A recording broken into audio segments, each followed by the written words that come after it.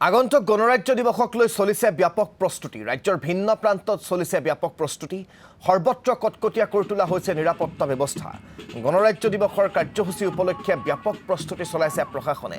ৰাজ্যৰ আন প্ৰান্ততো পেৰেডৰ অন্তিম অনুশীলনত ব্যস্ত আৰক্ষী, অৰ্ধসামৰিক বাহিনী তথা শিক্ষাৰ্থীসকল।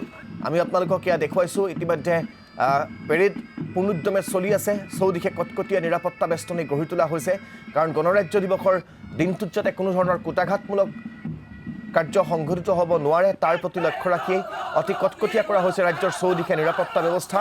আৰু এইবাৰ ৰাজ্য চৰকাৰে কেন্দ্ৰীয়ভাৱে ডিব্ৰুগড়ত যিহেতু গণৰাজ্য দিৱসৰ কাৰ্যসূচীৰ আয়োজন কৰিছে, ডিব্ৰুগড়ত পূৰ্ণোদ্যমে এতিয়া প্ৰস্তুতি চলিছে। অসম আৰক্ষীৰ কেইবাটাও প্লাটনে ইতিমধ্যে তাত অনুশীলন কৰি আছে পেৰেডৰ।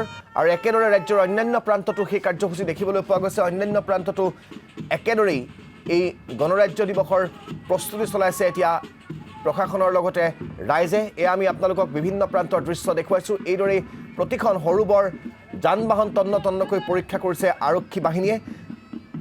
ৰাজ্যৰ বিভিন্ন প্ৰান্তৰ লগতে বিহপুৰীয়াত কি ধৰণেৰে আৰক্ষীয়ে নিৰাপত্তাৰ দিশটোত কঠোৰ দৃষ্টি ৰাখিছে সেয়া আমাক দেখুৱাব সাংবাদিক জগত বৰাই।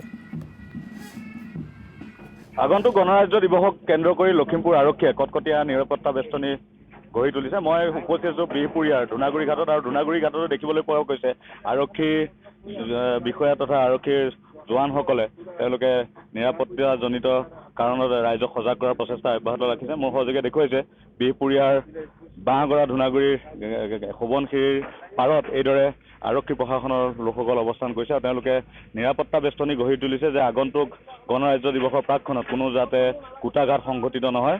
আৰু এইদৰে ৰাইজক সজাগ কৰাৰ প্ৰচেষ্টা চলি আছে বিহপুৰীয়াৰ আৰক্ষীৰ লগতে লখিমপুৰ আৰক্ষীয়ে। আমাৰ লগত বিহপুৰীয়া আৰক্ষী থানাৰ ভাৰপ্ৰাপ্ত আৰক্ষী বিষয়া মহোদয় আছে, আমি তেখেতৰ পৰা জানিবলৈ যত্ন কৰিম। আপোনালোকে কেনেধৰণৰ প্ৰচেষ্টা হাতত লৈছে? নমস্কাৰ। হয়, আমি প্ৰচেষ্টা মানে আমি ৰুটিন যিটো আমাৰ পেট্ৰলিং, আৰু আমি ইয়াত কিছুমান চেকিং লগাইছোঁ আমাৰ আহিব লগা ৰিপাব্লিক ডে যাতে ভালে যায়, সুকলমে যায়। তো সেই ৰেগুলাৰ চেকিং, আৰু আমি ইয়াতে ফুড পেট্ৰলিং PDP-বিলাকৰ লগত অলপ যোগাযোগত আছে। ইমান এইপিনে যিহেতু মাজুলী সংযোগ ঘটাইছে, লখিমপুৰৰ লগত মাজুলী সংযোগ ঘটাইছে ধূনাগুৰি আৰু আমাৰ চেনিমৰা ঘাটত, আমি দেখিবলৈ পাইছোঁ যে পুৱাৰে পৰা আপোনালোকে এই ঘাট দুটাত বিশেষভাৱে নজৰ ৰাখিছে। হয়, নজৰ ৰাখিছোঁ। আমি মাজুলীৰ লগতো যোগাযোগত আছোঁ, মাজুলী পুলিচৰ লগতো। গতিকে ঠিকে আছে, চলি আছে। কিবা আশংকা আছে নেকি?